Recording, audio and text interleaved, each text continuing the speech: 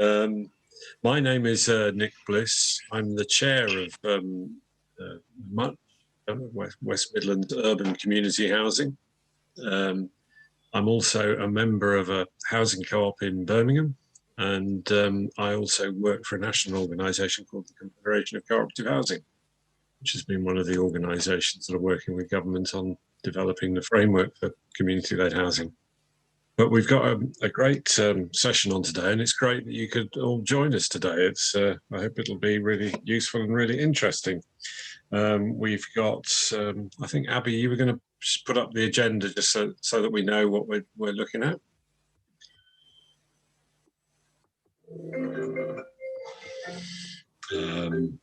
So, introduction, you've heard a lot of my introduction already. Abby's going to give us a brief description of introduction to community-led housing for people. And then we've got Jim Croucher. It was going to be Alan, but it's now Jim Croucher, who's the head of housing from Coventry, talking to us about housing need. Then Sharon Thomas, who is the community resilience lead for Coventry, looking at local authority priorities for communities and neighbourhoods. And then we've got some excellent case studies from Moat House Community Trust and Emmaus Coventry and Warwickshire. And then we'll have an opportunity for some questions and discussion, which Abby's going to lead and I'll dip in and out of as I do. Okay, so obviously community-led housing, I think it's it's something that's certainly sort of taking off across the country. There's a lot of people all over the country in communities, in local authorities, in housing associations, some private developers, all starting to talk about it to see what kind of sort of input it can make into providing sort of affordable and other forms of housing. So hopefully we will have an interesting discussion today. So I'm going to, with no further ado, I'm going to hand over to Abby to give us a bit of an introduction to the session. Thank you, Nick. I'm going to share my screen. Just bear with me one moment.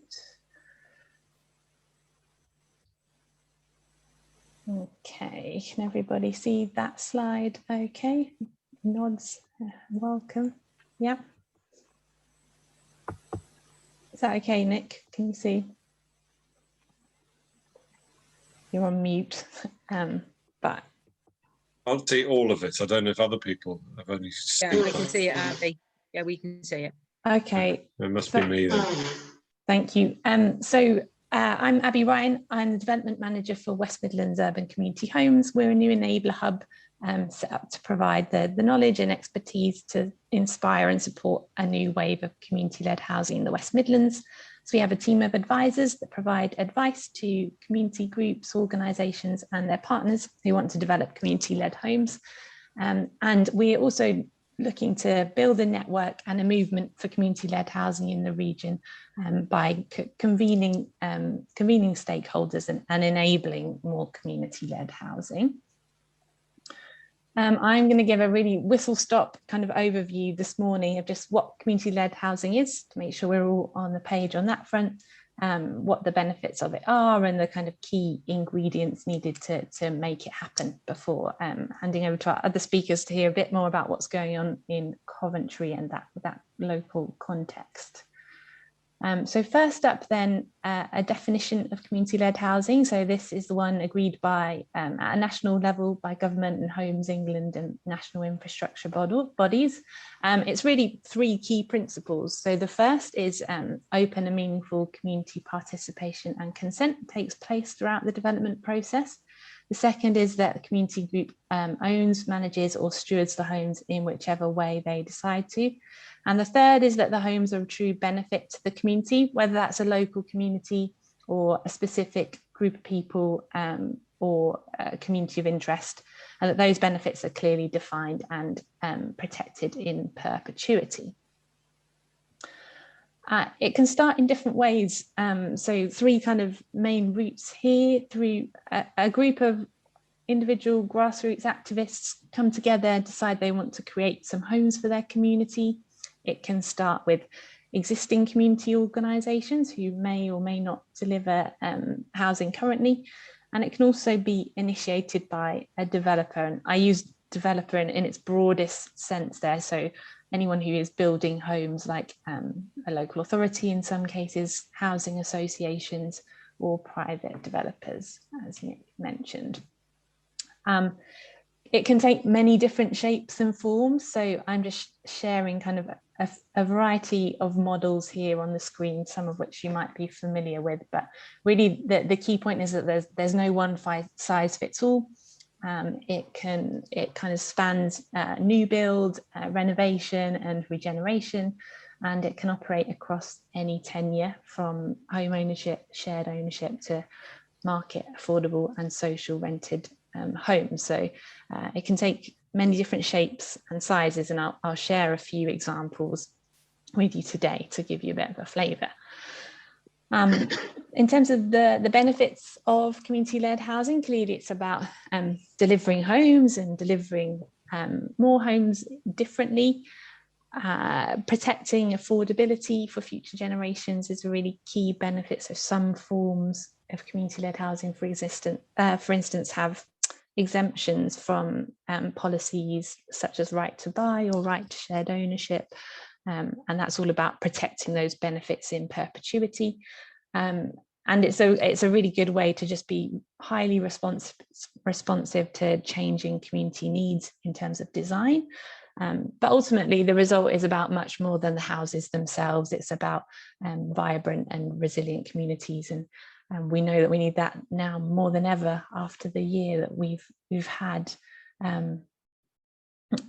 These organisations ultimately are bringing people together to participate in their communities and take decisions about their homes and their neighbourhoods. The last area on this slide here is around supporting sustainable local economies, supporting local supply chains. Schemes are often really ambitious about sustainability standards and generally kind of support communities to thrive and support their local businesses. And for, I guess, for a variety of stakeholders that might get involved in community-led housing, though we've got people from across kind of communities, the council and housing associations here today. I guess there are different reasons specific reasons that some might get involved. For example, meeting strategic objectives, helping to meet statutory or regulatory responsibilities, and maybe delivering additional homes that wouldn't otherwise come about, and ultimately this kind of wide range of benefits for the community. These benefits are really brought to life by some of our founding members at Much. One of those is Whitton Lodge Community Association in Perry Common in North Birmingham. Their story began in '89 when 900 households received a letter from a council saying that their houses were structurally failing and going to be demolished, and a residents association formed pretty much overnight. In the early years, a lot of the kind of infrastructure and planning and development work was outsourced to the council and other partners like housing associations. I think it was 2010 that that Whitton Lodge Community Association took a community asset transfer and became a non-registered provider of the homes themselves. And they've really gone from strength to strength since then, have a kind of growing staff team, a flourishing communities agenda, providing health and wellbeing support, employability and skills support to the wider local neighbourhood. Still to this day, 8 out of 12 people on their board are resident directors, so they're very resident-led. They've been a key kind of strategic player in the response to COVID-19 in North Birmingham. And they now have the capacity and the capability to pursue other new capital projects as well. So things like an eco hub, converting a local kind of disused swimming baths into an enterprise hub, and renovating kind of additional empty properties. So this is just, for me, a really nice example of the power of community wealth building over time. And in this instance, you know, just the regeneration itself wouldn't have achieved these outcomes, but it's really the long-term stewardship and care from the community that has built a really successful and sustainable neighbourhood. So that's why we think it's a good idea. What do you need to make it happen? 3 key ingredients: people, finance, and land. In terms of people, I'm referring to a variety of people, really. Fundamentally, you need a group of individuals, community groups who are engaged and have ideas about the future of their neighbourhood and want to participate to create those homes in those neighbourhoods.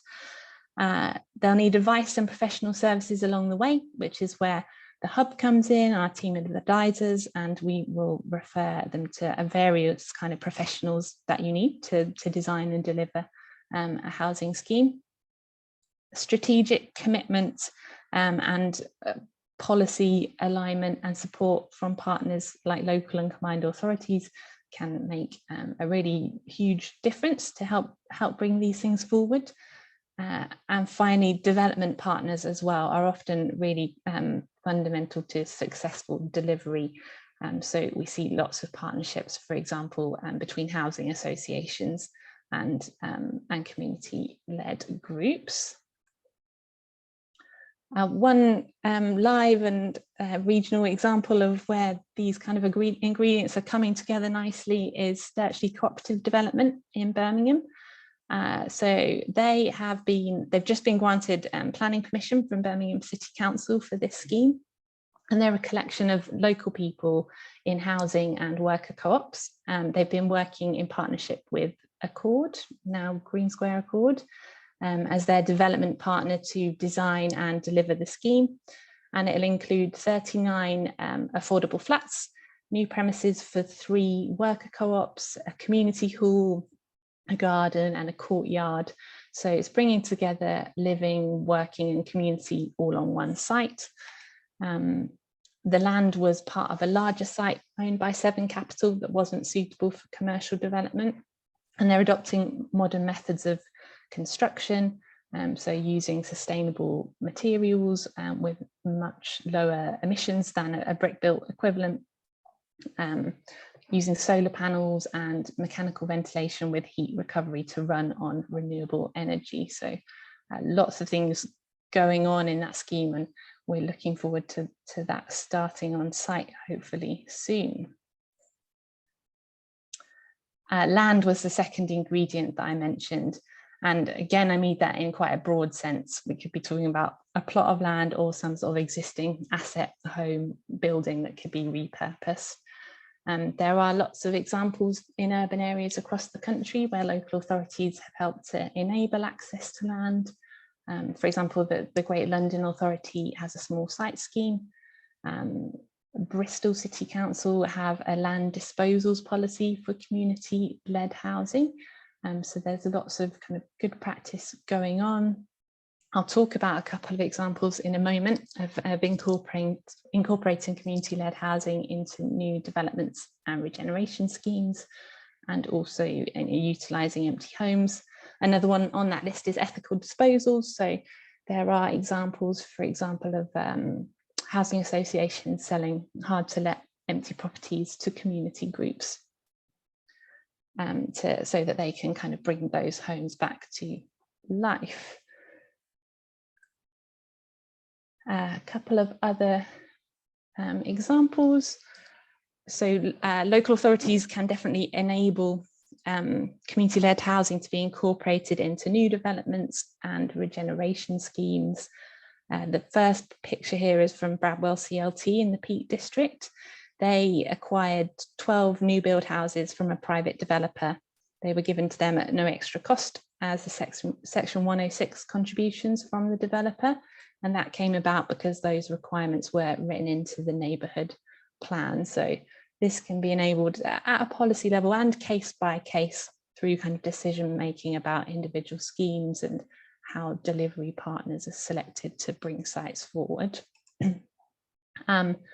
The second photo here is a nice example of how existing buildings can be brought back to life, whether that's by buying properties, refurbishing empty homes, converting high street buildings or heritage assets, all sorts of examples. Around this one is from Canopy in Leeds. They provide self-help housing for people who are homeless. And the council has transferred or leased properties to Canopy over the years. Volunteers from the local community do the practical work to renovate those homes alongside prospective tenants, and they provide decent and affordable accommodation for people who are homeless. Sorry, that was a bit quick, but we are ready to go on to the next slide now. Finance was the final point in my Venn diagram, the third ingredient. A couple of different kinds of funding and finance required. So there's the pre-development revenue funding required at the start to plan a scheme. And then the capital, obviously, to build the homes. There are a couple of examples here where delivery partners like housing associations, for instance, can play a really important role in helping community groups to access some of this funding through Homes England Affordable Homes Programme, or some of the combined authority funds, for example. And there are also a few examples from around the country where local authorities have been able to finance schemes using public works loan board lending.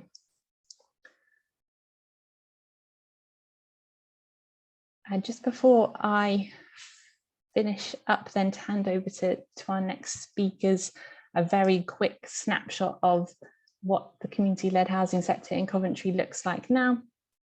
So we have a handful of existing community-led housing organisations, such as co-ops and almshouses, community anchors providing homes, a few live projects with a vision and a site and a plan at various stages of development, and you'll hear from Diane and Geraldine about a couple of those later. And finally, a handful of community groups and organisations who don't deliver housing at the moment, but are considering pursuing a community-led housing scheme. And I think a number of them have joined us today, which is great. So without further ado, I'll pause there so other speakers can tell us a bit more about that local context. Thank you very much, Abby. That's a good introduction. I hope that was useful for people. So we're honoured to be joined by Jim Crawshaw, who's the head of housing in Coventry, and I'm really looking forward to hearing how community-led housing might be able to sort of contribute to the local plan in Coventry. You're going to give us an overview of housing need, housing strategy, and relevant planning policy. Excellent.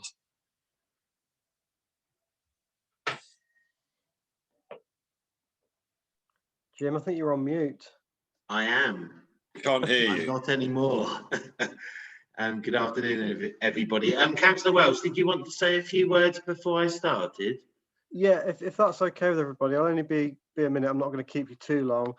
So yeah, welcome everybody. I've met some of you, and there's some friendly faces in the virtual room that I know already. So it's good to see you again, particularly Tony and Caroline. I've not spoke to you for a little while with COVID, but it's good to see you both here.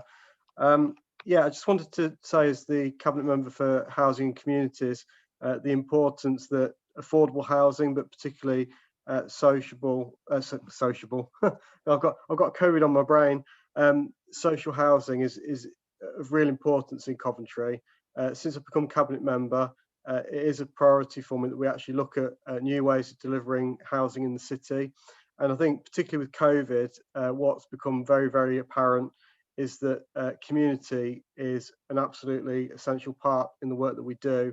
And I think particularly with the challenges local authorities face, partnership work and working with local communities is even more important. So I'm really pleased to have planning, housing and community in my portfolio. I think having them go together is a strength. Jim's going to talk a little bit around the housing need. We are looking at those options now as a city council, and what's very, very apparent is that there's not one solution that's going to crack the housing crisis in the city or in the country, and it's going to take a toolbox of options to be able to tackle that.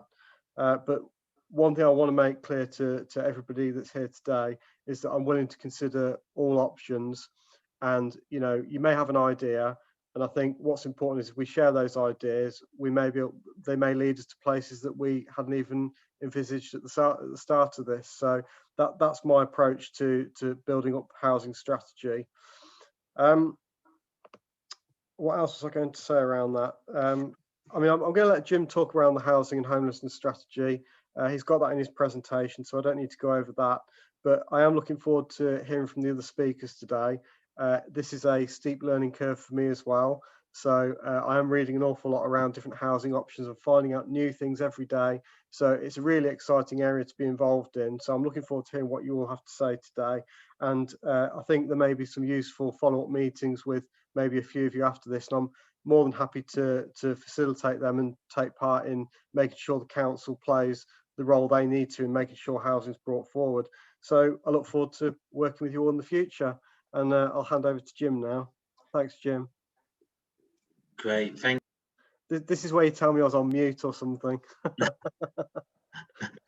No, well, there I am. Okay. Good morning, everybody. Thank you, Councillor Welsh. My name is Jim Crawshaw, Head of Housing and Homelessness at the Council. I was just asked really to come on and really set out some of the key areas within our housing strategy, look at the context in terms of housing need. We are joined on the call today by my colleague, Dave Butler, who's Head of Planning Policy. So he's going to quickly run through the planning slide that I was going to, because he's the expert and not me. And then obviously if there's the opportunity for any questions, or we can have those at the discussion at the end of the event.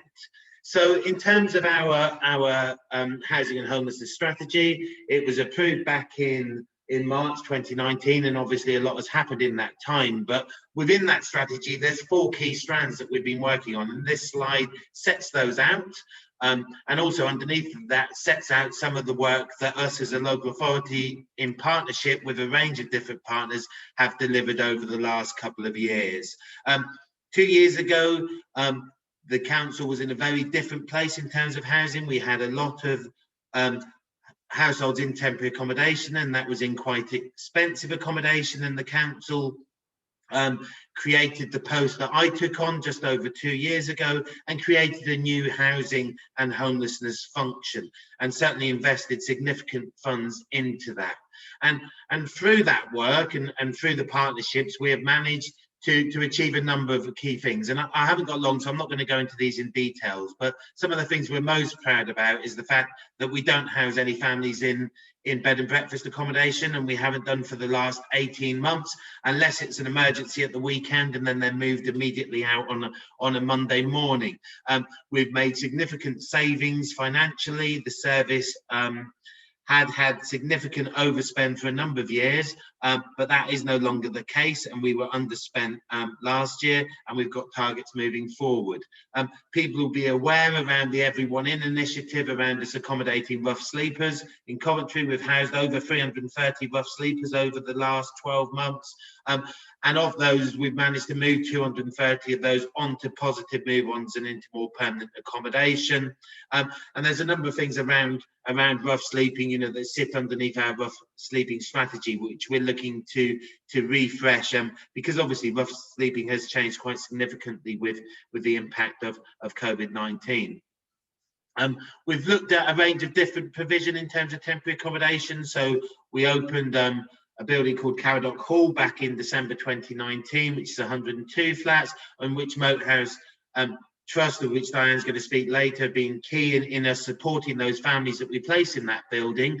And that saved us over £1 million a year by using that, rather than using expensive private rented accommodation as temporary accommodation. We've worked with Citizen around the development of a former old people's home, which are independent flats for families as well. We've purchased a small amount of properties ourselves for TA. We're purchasing properties for single people for temporary accommodation, and we've just opened our first large hostel. So there's lots of work around homelessness and through that we've embarked on.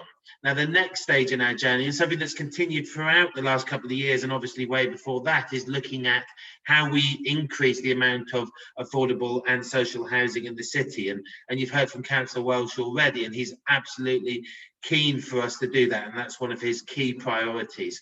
And obviously, community-led housing can have a key part of a role of that, because as Councillor Wells said, there isn't one solution that can solve the housing issues for us as a city. We need to look at a combination of things.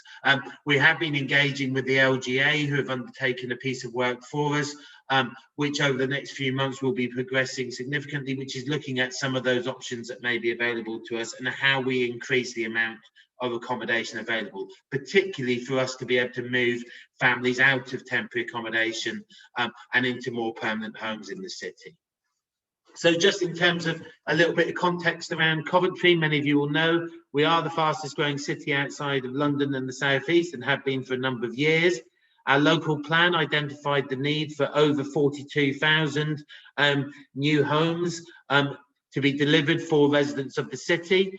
There's a requirement for all sizes and all tenures in the city. So it's not just around us needing social and affordable housing, but also we need a range of different housing options for that increasing population within the city.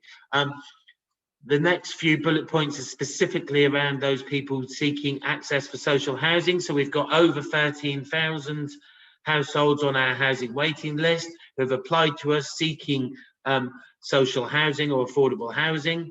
The principal housing need in the city is for family housing.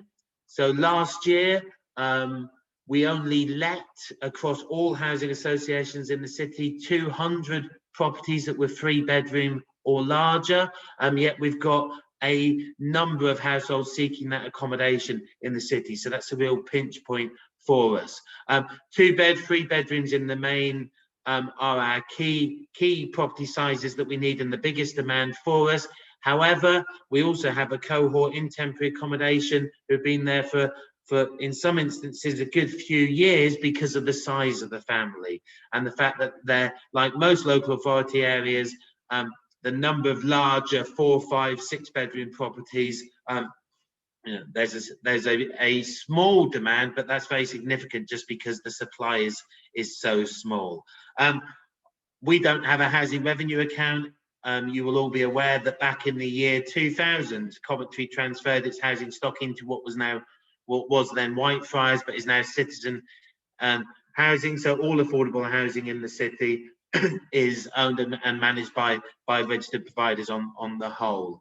And a little bit of context, although we've done a lot of good work in terms of reducing numbers in temporary accommodation over the last 12 months, we've still got 300 families in the city in accommodation that is temporary, none of them in shared accommodation. They've all got their self-contained flats or houses. However, we're obviously looking to move them on because to give them that stability and into a permanent home, which is the most important, but also for us, again, there is some financial savings that can be made as well. And we don't want households in temporary accommodation. And on top of the families, we've got 260 people, single people in temporary accommodation in the city as well.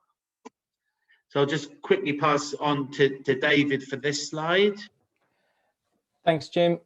As many of you know, we have a local plan in Coventry. National policy requires us to generate one. It's how we meet that housing need, as Jim referred to just a little bit earlier. It's 42,000 roughly new dwellings over the plan period, which runs to 2031. About half of those will be met within the city boundaries, with our neighbours in Warwickshire taking on the rest. So we adopted our local plan in 2017. It gets reviewed every 5 years, so we're due to look at that over the forthcoming sort of 18 to 20 months, with a decision there to decide whether we need to look more closely at the volume of housing we're developing and other policies as well. But local plan covers all types of development and land use. It's residential, it's employment, it's making sure that we've got the right highways infrastructure coming forward, enough space for schools and hospitals and education, the whole kind of full range. Key to it, though, obviously, is our affordable housing requirements. So through the local plan process and evidence gathering, we look at the lack of affordable housing in the city, but also look at how much affordable housing is viable to make sure that the developments still come forward. We try and hit that sweet spot where we really get as much as we possibly can without sort of tipping too many sites into viability issues. So within the policy, we've got a 25% affordable requirement on sites that are over 25 units or 1 hectare. And then we, within the plan, sort of allocate that out into whether that's social rent or intermediate tenures. We are currently developing a supplementary planning document that will give further guidance on this and really explore the typologies and how we deal with more detailed situations that you can't really fit within a local plan. And we hope to get that out to public consultation fairly soon. We're still working with Alan Quinlan and team to make sure we're getting everything we need in there. If agreement can't be reached with a registered provider on the affordable housing that we agree is needed on a site, then it is possible for the authority to take a commuted sum in lieu of affordable housing. So that then comes into the authority for us to spend on other affordable housing projects. Great, thanks, David. And then just lastly, and David already name checked him, Alan, working within our team, within housing strategy works, and one of his key roles is around trying to ensure that we maximise the opportunity to secure affordable housing in the city in order to meet that housing need. There is an annual requirement for affordable housing, which is in the region of 300 properties per year, and obviously Alan works with a range of registered providers and with private landlords, developers, Homes England and community groups around seeking to ensure that we're meeting those numbers and that we are delivering the properties that residents of the city need. And Alan has been working with the Moat House Community Trust, and we would also welcome the opportunity to support other groups in the city. If you are from a community group in the city, please contact either myself or Alan. We're more than happy to have discussions with you about that. I know some of you would have already had those conversations with Alan already. And that's it from me, so I'll stop sharing. Okay, thank you very much, David, Jim, and David. That's there's you've obviously you've achieved a lot in terms of your housing strategy in Coventry, but you've got some quite tough challenges as well. But it's really good that you're open to the principle of community groups working with you to sort of meet the needs of people in Coventry. So our next speaker is Sharon Thomas, who's the Community Resilience Lead. She's just going to say a few words, I believe, about the local authority priorities in terms of communities and neighbourhoods. Sharon, I think you're. Are you muted? Can't hear you. Can anybody else hear you? Yeah. No. Yes, we can hear you now. Excellent. Okay, I'll lean forward. My mic's, I think my laptop's going kaput, overused. So those that don't know me, I'm part of the community resilience team at the council. We're a small team of 7. Our team really is about supporting the voluntary sector and whatever that might be, to ensure their long-term sustainability. Over the last 12 months, clearly, we have been fighting the pandemic, and we've been doing practical support really more than anything, writing funding applications to help them get food hubs going. For example, just give you a little bit about that. We've had, initially we had 2 social supermarkets in Coventry giving food out to community members. Now we've got 11 as part of some work that we've helped support them with. As part of our work also, before this, we were doing bursaries, which was allowing organisations to apply for funding from us to help them look at the feasibility around doing operations and things that might make them more sustainable in the future. And to give you an example of that, the community centres have all been working together over the past couple of years, and they wanted the bursary to look at an umbrella organisation that could operate over the top of them to ensure their long-term sustainability in terms of applying for commissioned work, and really for them working more closely together to look at, instead of them being in competition with each other to apply for funds, to actually look at joint funding applications. They've just set up a CIO, which they've had a bursary from us to help them support them to do that. And it's just going through the Charities Commission at the moment, and there's 11 community centres signed up to that, which is brilliant. They can't apply for anything as yet because they've not quite got there, but they've just applied to put the information into the Charities Commission to help them look at doing that moving forward. other people that have, but Moat House Community Trust has had, and Emmaus both have had bursary from us to help us look at the feasibility of community-led housing for different aspects of it. And as part of our role, I suppose, in our team, we're just trying to get the information out there, let them know what others are doing, and when we go out and see community groups to see whether actually whether if they are going to do some building work, or if they have got some land, is that something they consider, and to let them know what resources are out there that they may be able to access. So that's just a little bit about my role. Most people, I think, know of us as such, so I think that's as much really you need to know in terms of we'll do everything and anything to support them, and I suppose we're the sort of link the voluntary sector to other council departments, including planning, if they want that information. Often they'll come to us, and we're that sort of crucial link. Okay, thanks everyone. Okay, thanks, Sharon. Sounds like, very useful for people to be able to get in touch with you if they want to help to sort of make community things happen. And I'm sure you're willing to talk to anybody who wants to talk about that kind of thing. Great. Okay, so now we've got a couple of excellent examples of community-led housing in Coventry. I've just been told I've got to make sure that you stick to your timings, because we're running a little bit behind, and we want everyone to have the opportunity to ask questions and comment if they wish to. The first person speaking is Diane Williams, who's the Chief Executive of the Moat House Community Trust, who we've already heard mentioned. But Diane, can you tell us about Moat House Community Trust and what you're up to? I'm just going to share some slides, I think. Yeah. Going to the next slide. A bit of background: we're a place-based charity run by and for the community in what's called the WEM area, which is Wood End, Henley Green, Manor Farm, and Deedmore, which, as anybody local will know, has certain challenges as an area, but is also undergoing major regeneration. We're a successor to New Deal for Communities, which ended in 2011. And as a result of that, we had some asset transfers. One house, which was already let, but in a poor state of repair. A business startup, which should have been an asset, but was actually a liability because it was right in the middle of the last financial crash we had, and the whole place was empty. So it was a rate liability because it had been broken up into startup units. 1.4 acres of freehold land, again, not unencumbered, as it had actually got a covenant on it, and initially some small pots of funding. And we run a cafe and a community centre.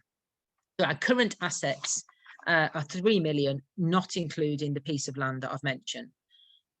We're not very big. We're a team of 4 full-time equivalents, and obviously our life is somewhat different than it was just over a year ago. Our strategy is very much driven by what the community wanted, and that is they want us to be here for the long term. One of the things that I hear all the time is they are sick of people parachuting in, telling them what they need, and disappearing when the money runs out. They want people to be here, to be trusted, to build the relationships, and to build a community. And I think it's important that we say that, because ours is not an intention to become a housing provider. Really, it's to build a community, and the way to be sustainable, our strategy has been to build a housing portfolio. So we wanted to be independent, financially independent, and not dependent on grant, because that's invariably short term. And generate our income through enterprise and investments.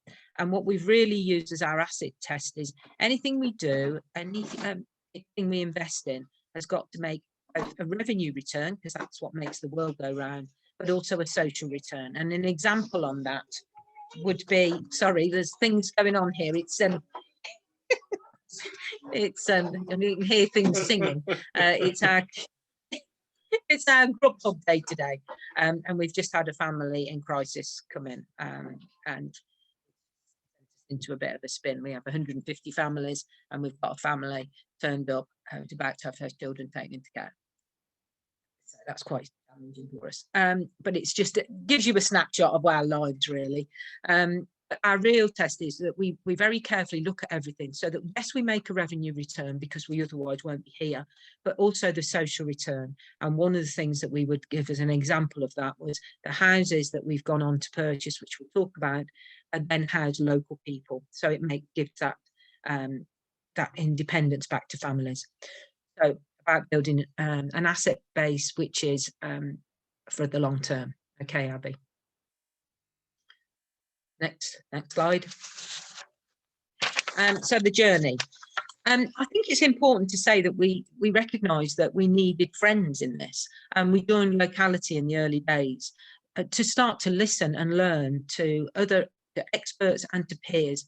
And that really had a massive impact on building our confidence, our knowledge and our contacts to actually make us believe that we could do things that were new in this area and certainly new for Moat House. We have a piece of development land, which we were hoping to build on, and we still are. We're at hopefully at the final stages of planning for that. And we want to build 2, 3 and 4 bed homes, and those sizes of homes was in consultation with the council, who said that was what was needed. It's not been an easy journey. I wouldn't want you to think it was. It took us 9 years to get the land transferred. We've had covenants from both the Roman Catholic Archdiocese and the council. We've had to secure grants, as Sharon has mentioned. We had a grant. We were going to apply for a grant from Homes England, but you actually needed to do a whole load of work in order to get the grants. So the council stepped in with the 10,000 for that. And now we're at the stages of planning, which again have been somewhat delayed. We submitted our application last April. But meanwhile, we've been doing things on a more organic basis and building a small property portfolio without the big bang hit. So in 2010, we had a small grant, and we purchased a house from Empty Homes with Empty Homes Initiative, Homes England. And we've gone on to purchase and refurbish others. And we're now up to our 9th house, which is currently being refurbished. All of those are based in our area because we want to build our community, have been refurbished to a good standard where necessary, and let at affordable rents to local families. Next slide then, please. So the challenges. Some of it is down to our own inexperience. We've had to learn along the way. We have faced issues of working in a vacuum because there isn't really hasn't much been going on in Coventry. I have to say Sharon and Andrea were a great help at the beginning because they got us in front of the housing team pre-Jim, but we met Alan. And one of the things that we found challenging is there hasn't been an explicit policy around community-led housing in Coventry. We feel that we sometimes beating our head till it bleeds because we are trailblazing, we're the first people, but we're absolutely determined to do this. It's taken up a lot of our time and resources. We've hit a lot of problems of bureaucracy through Homes England, things like a 1-year fund for community-led homes that nobody could have got through. There's been lots of support in principle, but not perhaps as much hands-on support as we might have liked. And we have felt often that we've been underestimated and sometimes patronised because what would a little community organisation like us know about building houses? And there have been a number of blocks and delays. But next slide then, please. We've learned things. And most of all, we would say networking, listening, and to our peers and gaining their knowledge. And people have been incredibly supportive. Start small and grow at your own pace. We started with 1 house and we've built a second, and we describe it as we save it up in a piggy bank and then buy the next house when that's available. That's become more challenging because those houses are still costing quite a lot of money these days. You need to explore all the funding opportunities and don't wait to complete one. Look at all the time because they come and go at different times. I've got engaged nice professionals. You've got to be able to work with these people. You've got to be people that are prepared to support you and understand what you're doing. Our architect has been amazing. He did a load of pro bono work for us at the beginning and has been incredibly supportive. You need patience. You need determination and self-belief, and never lose sight of what you're trying to achieve, because it can at times feel quite lonely. I do think we're making a difference now, but it's not been the easiest thing. Next slide. One more slide. Yes.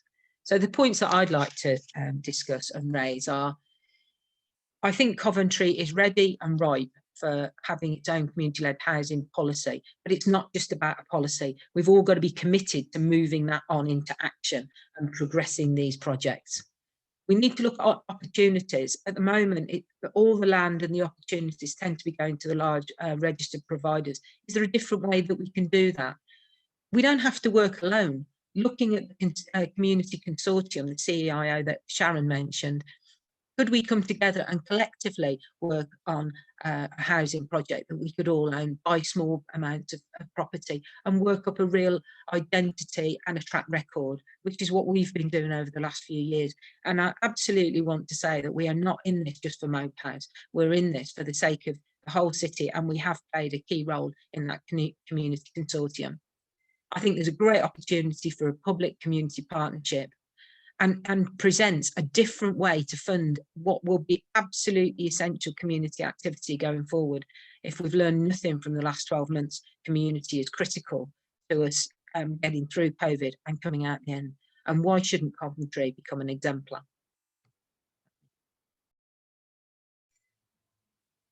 Great stuff, Diane. Very stirring and lively, and well done for all the challenges that you faced and are getting over. Excellent. Let's hope there's more of you out there. Okay, so the next speaker is Geraldine Sakarakis from Emmaus Coventry and Warwickshire, and you're the community director there. Hi there.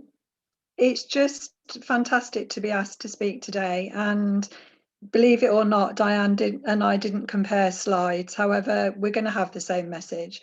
And I also want to say that, you know, Coventry is a trailblazer, and it's great to see on the call today several people I've worked with, possibly back to the 80s, where we've come together like this and been the first work together, statutory, voluntary sector, the social sector, to actually move things on. So that's fantastic. So we are a residential supported accommodation charity with a difference. And that is that residents can stay with us as long as they wish. Our common denominator is that everyone who becomes our resident were previously homeless. The reasons why they came to us and for their homelessness can be a variety of things, but it does feed into the solutions that we're looking at. So it could be addiction, it could be family breakdown, it could be mental health issues, or losing their home for a variety of reasons. But another common denominator is that if residents wish to leave Emmaus, and some do, to be more independent, there's quite a high percentage who wish to stay in Coventry. Now, the issue that we had in the beginning, our first funding bid, was that some funders don't accept this model for community-led housing, because the questions on the form was about a geographical location, what happens in your local geographical area, but we are different, as in our community are the people that live together at Emmaus, Coventry and Warwickshire. Now, what's our motivation for moving this forward? Well, we want to help and support more people, in a nutshell. We're a community of 17 residents currently, and we wish to expand this. And it's interesting when I talk about the interpretation of community, is Emmaus are called communities because it's a concept that came from France, who class a community as a place where people live, work and share resources. So we've always been a community. We occasionally have one vacancy, but it fills up very quickly. And we've also discussed, as I mentioned, that a lot of people wish to continue living in Coventry, a bit more independent, but because of the issues that have contributed to them being homeless, they don't wish to move back to their original home. So we would like to continue in the future to look at move on housing. So the step one for us was we identified the need and the demand. and we saw community-led housing as a way to achieve our aims. So then the question was, how are we going to do this and where are we going to do it?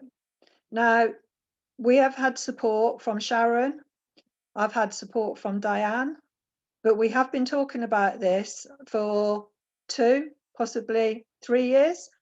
It takes a long time to make these things a reality. And I think the important note here for me is the same as Diane, we're undertaking this work alongside running the rest of our charity.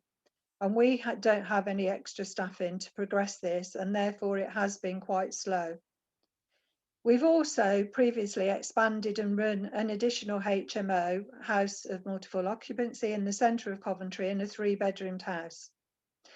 When we had these properties and then let them go, we actually did some evaluation about what worked, what didn't work, and on a basis of that led us to the location of where we wanted to expand. And that was very clearly the sense of community needed to mean that the build would be near our main residential house, which is the old vicarage on the Brinklow Road. Now, luckily, we have land because we have an orchard and a walled garden at the side of the house, so we do have space to build. Can we build? Was the next question, because over the years and before my time at Emmaus, we've been seeking permission to build and expand on our site, and the answer was always no. We're a Grade 2 listed building on a very beautiful site. It's on the church grounds. We've been there 28 years as Emmaus and took over a previously derelict building. So step 3 for me was a practical one, which was to ask the council, can we build? Couldn't we build? If the answer was no, then we'd have to go to plan B. If we could move on. So we put together a preliminary planning statement, preliminary ecology assessment, and our outline heritage statements. And they were submitted and we received a positive response with conditions. But at least it gave us the green light to continue with thinking we could build on the site. But also, because it is on a site where there's an existing Grade 2 listed building and on a bigger site belonging to the church, we had to look at the impact on our existing building. So at the moment, we're undertaking a condition survey, looking at repair and maintenance on our existing building. And then we need to look at what shared services we'll need to build. Because again, with my practical head on, there's no point thinking of building new buildings on site if the existing building is not going to see us through in the foreseeable future. Then, as we got the green light from the council, it came to, what do we do next? I say, think big, but think realistic and plan. Because what came in here was it wasn't really step 5, because everyone had a different idea about what we were going to do. And the ideas came flooding in. Was it brick built building? Was it pods? Was it shared space? Was it 6, 10 or 15 rooms? We were going to build on the whole site. We were going to build on one part of the site. Should we reconfigure the old vicarage? But stop. You do have to be realistic and go back to basics. We were jumping too far ahead, too quickly, and we needed to plan. So then it's about funding and support to get to the next stage. So as I say, we did apply for funding and were unsuccessful. However, the positive outcome was we were put in touch with W Much, and we were offered a half-day health check session with a consultant to help us identify what support we may need to help us develop our project. So step 5 was ask the experts. I had a couple of hours meeting personally with a very empowering, interesting, thought-provoking with our consultant. It was someone who knew Emmaus, who knew community-led housing, and who knew the first steps of what we needed to go through and could identify immediately what our action plan was. So what was identified was we need a project manager or a person who can drive this forward, who has the correct skills. To be fair, I've been involved in some construction, some building works previously. It's not my area of expertise, and I also have a full-time job running the charity as it is. But we also need to look at the skills we've got on our planning group and what we're missing. How do we fill those gaps? And what professionals do we need? And what are their job roles? Sequencing, because we were jumping all over the place. What order do we undertake this project? Who do we need to engage at what point? And that comes back to what skills those people would have and what they would contribute to this. And another important thing for me is about the governance. It's about establishing the roles and responsibilities for the internal team members and identifying and appointing external consultants. And asking the question, how do we involve stakeholders, especially our current residents, in all the decision making? And how does this fit into the overall governance structure? Being such a large project, it's not like setting up a small subgroup of our board. This is a very large project. And in the best will in the world, people are going to move on. So for me, it was identifying the need, identifying the location, seeking support from the planning department, looking at the impact on existing services and buildings, and then asking the experts. As I say, we cannot do it alone, and I think this links up to Diane's last slide. We may be experts at running our services, for me, a homeless provision, but we're not surveyors, we're not architects, we're not builders. Engage the experts as soon as you can. But I'll also reiterate what Diane said, is that please give us some credit for understanding where we want to go to and what we're doing. We need a guiding hand to help us to manage the experts and engage with WMURCH as early as possible. Then I think what was quite surprising is the funding for stage 1, which is preparing the submissions, even to ask if you can go forward with planning, are considerable. And you may get a no. So this is money that you need to be able to invest and get a no. Or they may say more work needed, more reports, but you need to be realistic about the initial outlay. And then plan. Individuals will have different ideas, individuals may move on. You need to have a robust, realistic plan to refer back to. And also governance. This will probably be the largest project you've developed. Make sure all decisions, financial, non-financial, are embedded in good governance. Thank you very much. Thank you, Geraldine. That's again an excellent case study of stuff developing from the community. And I mean, I was disappointed to hear that the people have for some reason have said that you're not community-led housing, because I mean, I think if there's one thing that we've learned is that community-led housing is about just communities of people coming together and doing things in their way. And so it's great that you're sort of persevering. Anyway, we have some time. We're a little bit late, but we have some time for some questions and discussion. How are we going to do this, Abby?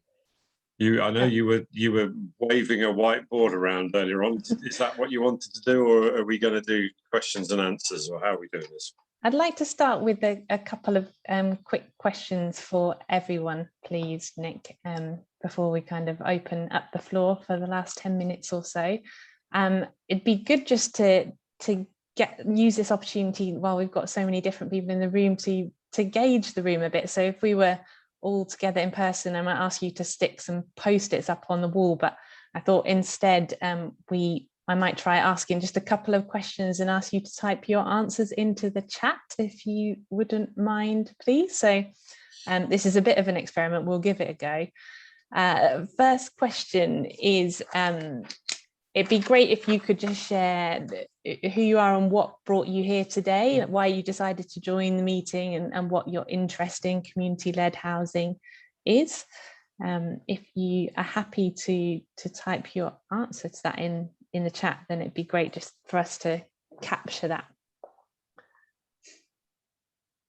So I'll give you a minute or so to do that.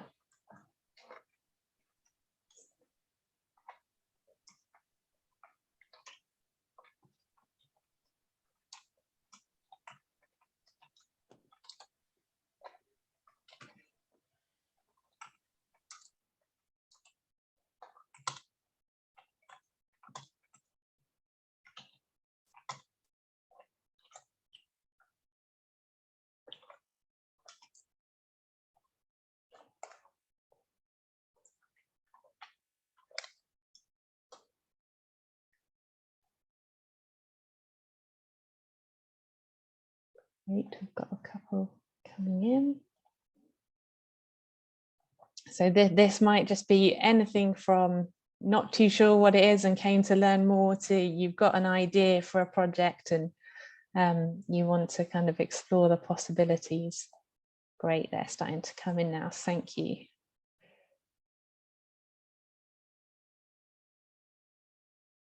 Okay, so a few kind of council responses about kind of understanding barriers and how the council can help.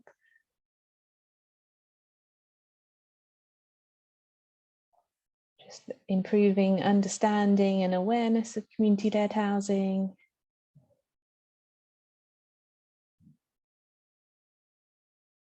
One or two community groups exploring the potential for themselves to develop a project. Okay, great, thank you.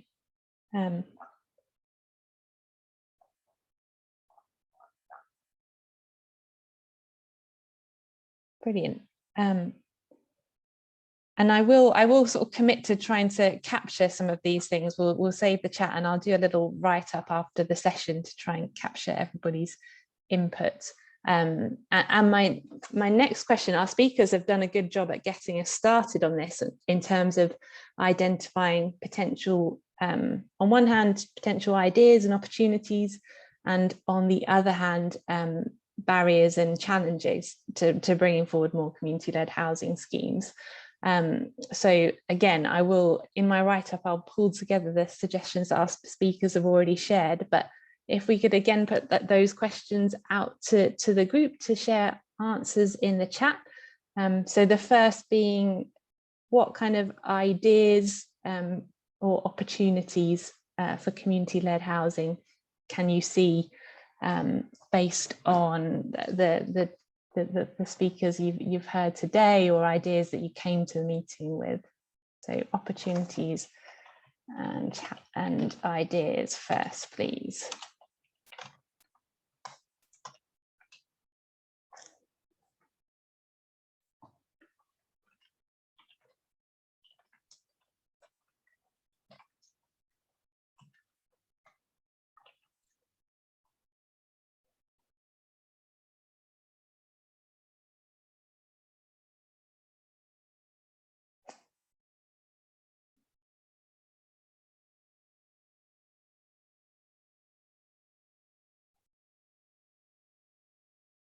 Some strategic intent coming through that was raised a few times in terms of having a kind of clear strategic commitment to support.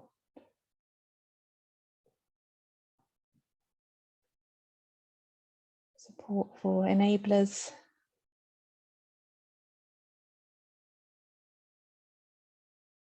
Great, exploring additional kind of community value added to housing association developments, something we'd definitely like to see more of. Understanding how we can improve access to land and sites. Great, just a few seconds more on that one, and then great, more about partnership working with RPs.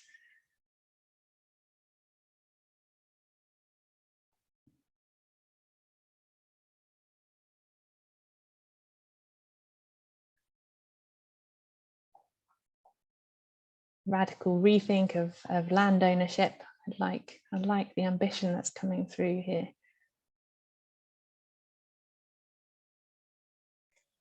Great stuff coming up here, Abby. I think there's a lot of people here I think you need to get back in touch with after the session to sort of further some of these things. There's some great ideas coming up. Yeah, absolutely. As I said, I will kind of go over this afterwards and put it together to share with everyone and follow up on specific conversations. Generally keen to start making some connections and network, as both Diane and Geraldine emphasise. You can't do this alone, and building that support network is really important. It's good that we've got so many possible supporters in the virtual room today.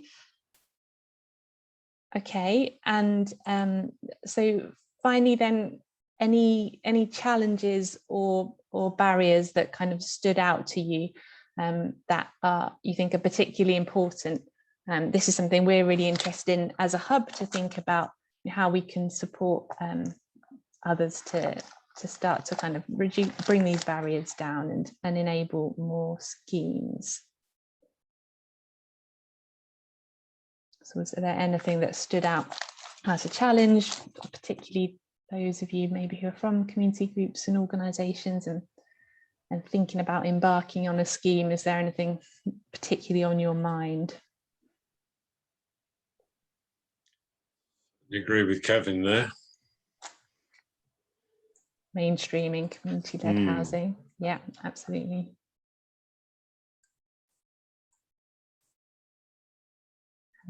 And hopefully in terms of mainstreaming, we kind of continue to build momentum as we go, as some of the schemes we've heard about kind of come to fruition. It all helps to show what's possible, really, and inspire others to do the same. A couple of comments about land availability and price.